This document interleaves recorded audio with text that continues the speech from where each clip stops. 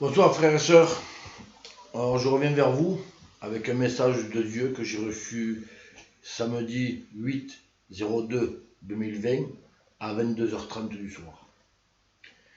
Ce message s'adresse à ses serviteurs, car malheureusement il y a des vrais serviteurs et des faux serviteurs. Et ce message s'adresse à ses serviteurs. Alors je vais commencer d'abord par les vrais serviteurs, ceux qui ont vraiment été appelés de Dieu, ceux qui ont eu l'appel, le vrai, parce que malheureusement il y en a qui ont eu l'appel de l'homme, et cela on verra après, parce que Dieu rentre dans une ardente colère. Et il m'a dit, fais passer le message, donc comme je suis sa sentinelle, je fais passer le message. Donc, la première prophétie que j'ai eue, c'est pour les vrais serviteurs, ceux qui ont eu l'appel, ceux qui sont loin de Dieu, ceux qui ont eu ce ressenti de Dieu, celui que Dieu leur donne des messages, des vrais messages, et que malheureusement, ils sont bridés par l'homme. Alors je vais m'adresser à vous, et même si je ne mets pas les formes, même si je rentre dans des petites colères, parce que là aujourd'hui je suis vraiment en colère, je ressens la colère de Dieu, donc je suis désolé frères et sœurs, mais quand je ressens la colère de Dieu ou la tristesse, ben, je rentre dans j'ai pas de sentiments, je fais cas de personne comme Dieu, et malheureusement pour vous, ce que je dois dire, je vais le dire, et que ça plaise ou que ça plaise pas, c'est comme ça, point. Donc pour toi qui es vrai serviteur, qui a vraiment eu l'appel de Dieu, écoute bien ce que je vais te dire. Tu crois que tes pensées viennent de toi, donc tu vas demander à un ancien ou à un pasteur ou autre, et eux ils te brident. Or ces pensées viennent de Dieu. Donc arrête de douter, sans poser de questions. Fais ma volonté. Voilà ce que te dit Dieu. Ça veut dire, quand tu reçois une pensée de Dieu, ne pense pas que ce soit la tienne. Ne va pas voir ton ancien, parce que ton ancien n'a pas les mêmes pensées que toi. Il n'a pas reçu le même message que toi. Et le problème, il est là. Parce que l'ancien va dire, oh, il ne faut pas parler comme ça. Dieu ne veut pas que tu passes de la pommade. Dieu veut que tu parles en vérité. Alors parle en vérité. Si Dieu te dit, dis comme ça, tu le dis comme ça. Tu dois respecter les anciens, je suis d'accord avec toi. Mais attention, ne t'excuse jamais pour dire la vérité. La vérité doit être vérité. Et Dieu veut que tu dises la vérité. Alors, toi qui as eu le vrai appel, toi qui es vraiment loin de Dieu, toi qui reçois vraiment les messages de Dieu, je te le dis, au nom du Seigneur Jésus-Christ, fais sa volonté comme lui veut. Pas comme toi tu veux ou comme les hommes le veulent. Arrête d'avoir la crainte de l'homme. Tu es avec Dieu. Tu ne dois craindre aucun homme. Et que Dieu te bénisse. Maintenant, et là je m'adresse aux faux serviteurs, ceux qui ont été appelés de l'homme, ceux qui se croient tout permis et qui n'ont rien du tout. Je vais vous expliquer, parce que la prophétie elle est longue là. Parce que Dieu rentre dans une ardente colère. Nous sommes dans les temps de la fin.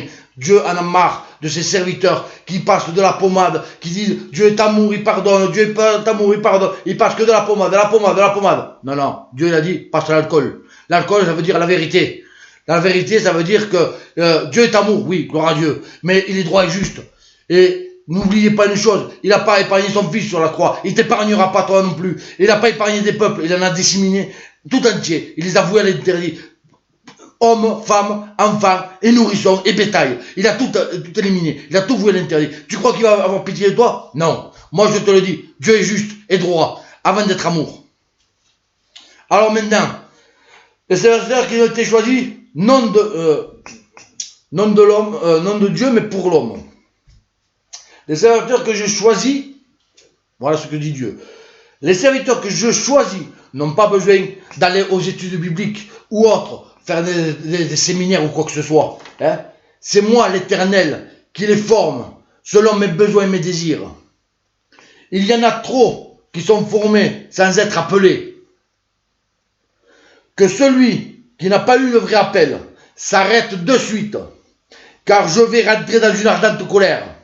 Je punirai, car c'est moi qui bénis et c'est moi qui punis. Que celui qui a des oreilles entende et comprenne. Repens-toi et écoute mes vrais serviteurs, pas ceux qui se sont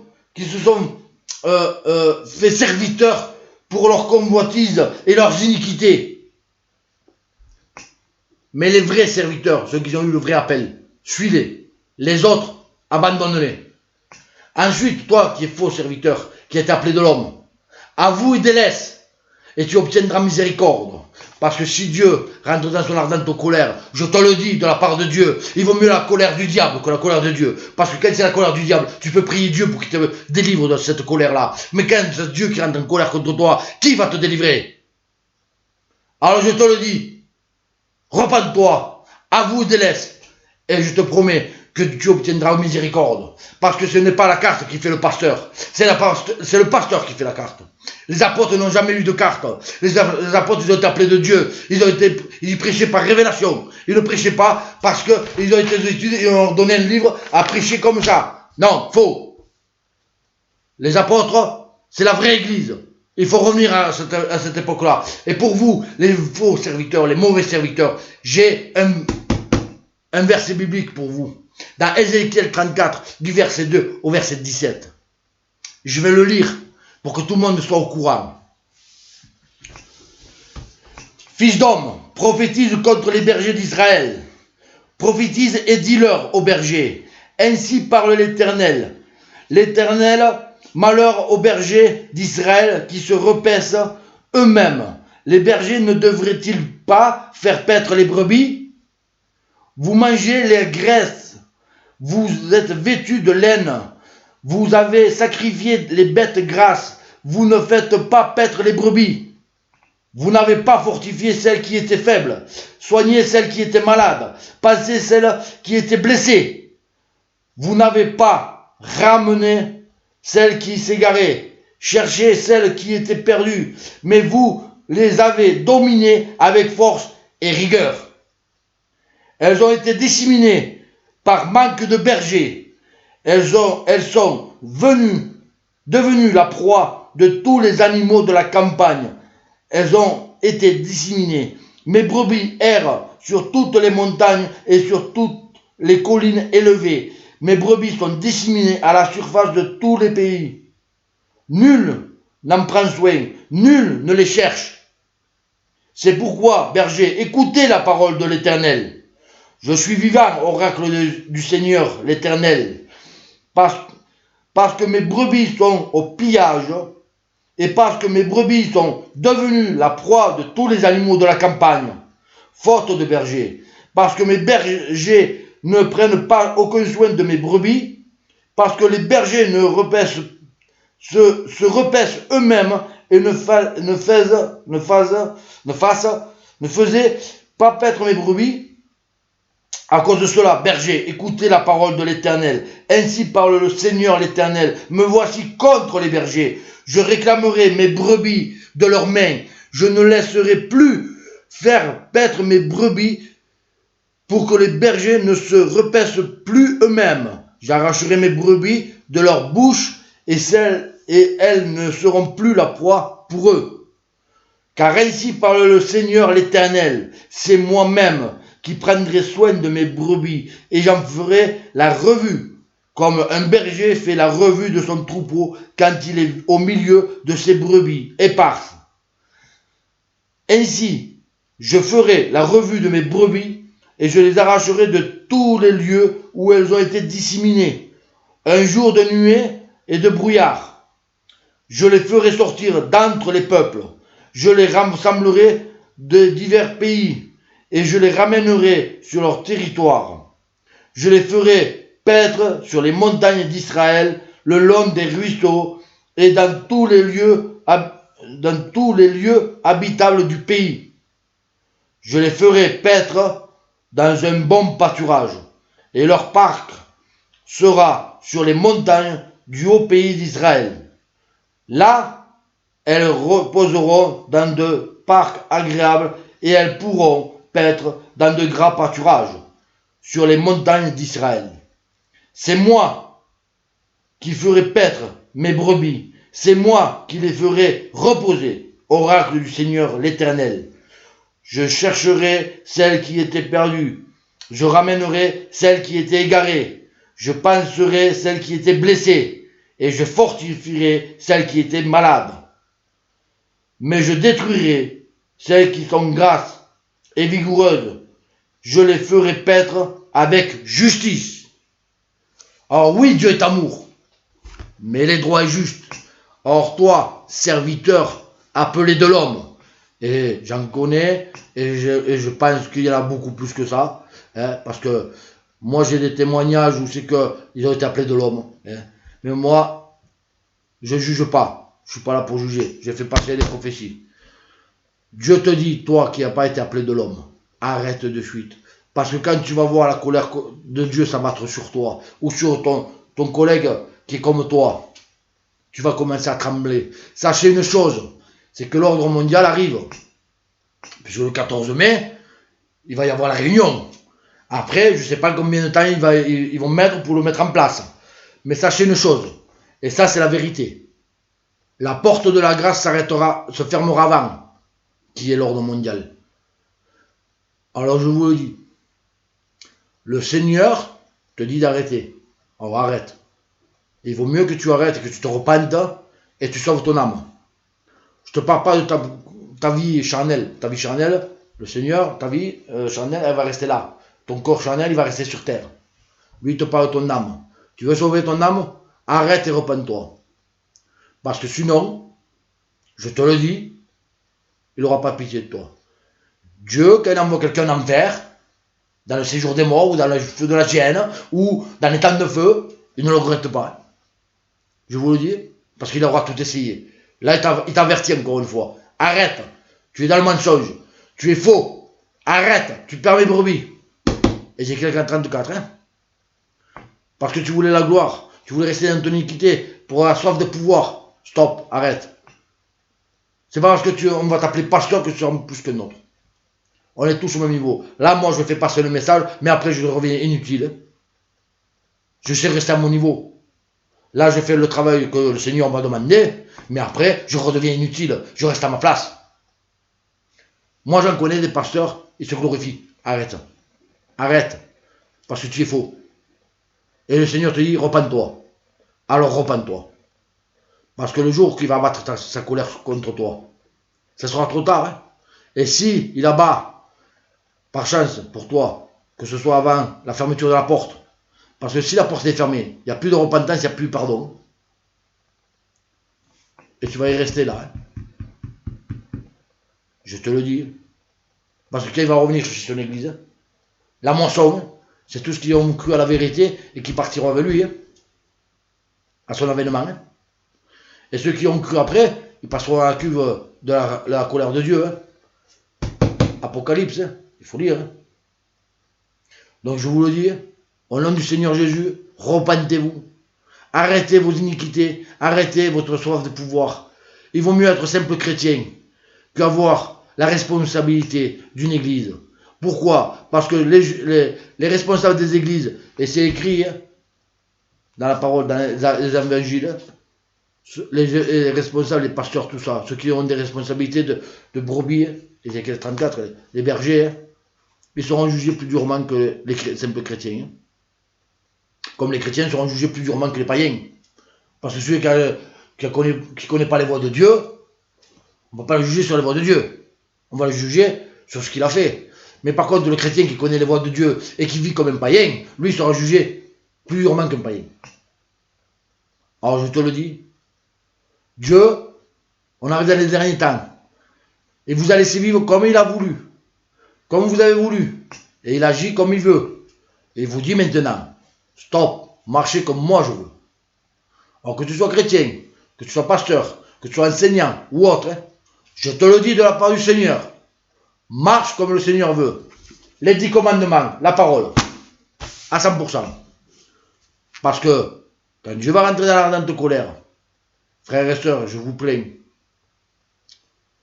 Je vous plains. Parce que je vous promets, j'ai eu la colère du diable, moi, sur moi. Hein.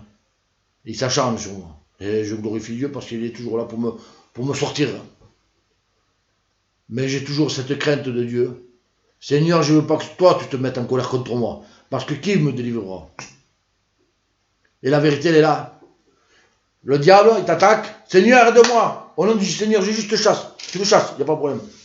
Mais le Seigneur, qui va venir avec son ardente colère contre toi, tu vas prier qui? Satan? Il va rigoler, hein? Tu as fait son œuvre. Parce qu'en agissant comme ça, tu fais l'œuvre de Satan, tu ne fais pas l'œuvre de Dieu. Je te le dis. Il est écrit dans les évangiles, dans Matthieu et dans Luc. Ceux qui marchent selon le Seigneur, ils ont pour père Dieu.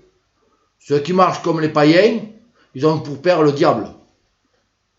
Moi, je vous le dis comme ça. C'est écrit, c'est la vérité. La vérité, elle est là, elle est devant moi. Hein. Donc, sachez une chose. Ou on marche selon Dieu, on a pour père Dieu. Ou on marche selon le monde et on a pour père le diable. Maintenant, je te le dis. Avoue des laisses. Et tu obtiendras miséricorde. Et que Dieu te bénisse. Et abondamment. Que ce que je viens de te dire, ça te touche le cœur. Que tu entendes de tes oreilles. Que tu comprennes de tes yeux. Que tu te convertisses de ton cœur. Et que Dieu puisse te guérir. Parce que si tu ne te fais pas guérir, je te promets que tu vas dans les temps de feu ou autre. Et tu vas souffrir. Je te parle avec amour. Oui, je suis en colère. Je suis en colère parce que j'en ai marre de ces pasteurs ou de ces chrétiens. Parce qu'il y a des chrétiens aussi qui ils croient tout savoir. Hein. Il faut mettre la parole en pratique. Il faut être droit avec le Seigneur. Ils prêchent. Il y en a qui prêchent, des chrétiens. Je vois des prêches de chrétiens. Hein. Ils n'ont toujours pas compris la parole, mais ils prêchent quand même. Et le problème à l'arrivée, ils perdent encore plus les gens. Des pasteurs qui racontent des imbécilités. Hein. Comme vous prêchez dans plusieurs églises, hein, que ce soit les ADD, les pentecôtistes, tout ça, ils prêchent tous le même truc. Même les Jéhovah, ils disent, Jésus revient, il y a l'enlèvement. L'enlèvement, il arrivera une fois qu'il sera venu. Il y a l'avènement avant. Vous prenez n'importe quel verset, il te parle de l'enlèvement, oui, dans l'Apocalypse, dans 1 Corinthiens, il te parle de l'enlèvement. Mais le jour de l'avènement du Seigneur, ça veut dire le jour de l'apparition du Seigneur, il y aura l'enlèvement. Mais pas avant. Hein. Mais avant cela, il faut que les prophéties s'accomplissent. Il faut que le fils de l'impie apparaisse. Il faut que celui qui retient le fils de l'impie disparaisse. C'est qui disparaît? Eh bien, moi, je vais vous le dire, et je vous l'ai déjà dit, c'est le Saint-Esprit. Et quand Dieu va fermer la porte de la grâce, le Saint-Esprit sera parti. Il ne sera plus omniprésent. Ceux qui l'ont reçu, ils le garderont, mais les autres ne le trouveront plus. Et là, le fils de l'impie va rentrer en jeu. Et Dieu va envoyer une puissance d'égarement pour ceux qui n'ont pas cru à la vérité. Et tout le monde va croire que le fils de l'impie, c'est Jésus. Mais à ce moment-là, vous allez le glorifier, vous allez adorer la bête. Il ne faudra pas venir vous plaindre. Oh, c'est trompé. Non, non. Mais Dieu est amour. Non, non. Dieu ne sera plus amour, là. Dieu rentre dans une ardente colère. Il va humilier son peuple dans les derniers temps. C'est écrit dans Malachie ou dans Sophonie. Il va vous faire passer par le feu pour que vous deveniez plus pur que l'orphelin. Hein. Donc, réfléchissez. Hein. Ceux qui veulent se convertir, se donner à Dieu, c'est maintenant. Hein. Et pas un hypocrite parce que j'ai peur d'aller à l'enfer, parce que Dieu va revenir, j'ai peur. Hein. Non, non. Avec un cœur sincère. Hein. Parce que ça aussi, si on ne sait pas le jour et la date, vous savez pourquoi? Parce que ça, personne n'y a pensé, mais moi je vous le dis parce que j'ai eu des révélations. Parce que si vous sauriez le jour et la date, ben jusqu'à la veille, vous feriez n'importe quoi, et puis le jour, ah Seigneur, je te glorifie. Non, non, Dieu, il veut des cœurs sincères. Il veut des gens qui se donnent sincèrement. Il veut pas des hypocrites. Il veut pas des gens que, parce qu'ils savent que là, le Seigneur revient ce jour-là, il faut qu'ils se donnent. Non, non, non. Tu veux te donner à Dieu, sincèrement, à 100%, avec ton cœur sincère. Avec un cœur pur. Seigneur, je t'aime. Seigneur, tu t'es donné à la croix pour moi. Gloire à ton nom, je me donne à toi. Là oui, avec un cœur sincère, droit, juste, avec amour, droiture et justice. Parce que ceux qui vont venir en hypocrisie, croyez pas, ah il va enlever tous ceux qui ont reçu le Saint-Esprit, il n'y a pas de problème. Hein. Parce qu'il y en a qui ont reçu le Saint-Esprit, mais je vous le dis, c'est des boucs. Et c'est pour ça que quand on arrive en haut, il va séparer les brebis des boucs. Ah, c'est écrit dans l'Apocalypse. Hein. Il va séparer les brebis des boucs. Parce qu'il y en a qui ont reçu le Saint-Esprit, ils vivent comme des païens. Ils suivent Dieu parce qu'ils ont peur d'aller mourir en enfer. Alors ils vivent dans la piété, dans la justice et tout. Mais arrivé à un moment donné, quand personne ne les voit, ils vivent comme des païens. Nous, on ne te voit pas. Le Seigneur te voit. Et connaît ton cœur. Et ne t'inquiète pas, lui ne fera pas d'erreur. Nous, on peut faire des erreurs, mais lui n'en fera pas. Alors je te le dis, repens-toi. Avoue des laisses, et tu obtiendras miséricorde. Et que Dieu te bénisse. Parce que ce que je viens de dire, hein, je l'ai reçu hier. Depuis hier, j'ai un feu dévorant qui me pousse à le dire. Alors oui, maintenant, tu vois, je suis en train de m'apaiser, parce que voilà, je l'ai dit, le feu commence à diminuer. Et gloire à Dieu. Alors je te le dis. Que Dieu te bénisse. Et réécoute cette vidéo, si tu dois la réécouter 2, 3, 4, 10 fois, que ça te rentre bien dans l'oreille, que ça te touche le cœur et que tu te convertisses. Partage-le au maximum, parce qu'il faut que le maximum l'ait entendu. Et surtout, sache une chose, Dieu t'aime, Dieu veut sauver ton âme. Mais si tu veux être sauvé, il faut que tu marches comme lui te dit. S'il te dit arrête, arrête. S'il te dit repens-toi, repens-toi. C'est tout. Sur ce, frères et sœurs, je vous souhaite une bonne soirée ou une bonne matinée. Parce que moi, il est 1h53, donc il est 2h du matin. Je vous souhaite une bonne journée. Et que Dieu vous bénisse, au nom puissant de Jésus. Et qu'il puisse vous éclairer, il puisse vous guider. Et que ces paroles-là puissent toucher votre cœur. Et je sais que j'ai confiance en mon Seigneur parce que toute parole dite ne revient pas à lui savoir fait son effet. Et je sais qu'il y en a beaucoup, ça va leur faire du bien. Que Dieu vous bénisse. Au revoir.